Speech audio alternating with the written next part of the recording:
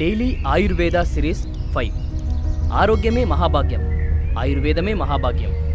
ఆయుర్వేదం అంటే మూలికలు మాత్రమే కాదు, అలవాటు కూడా.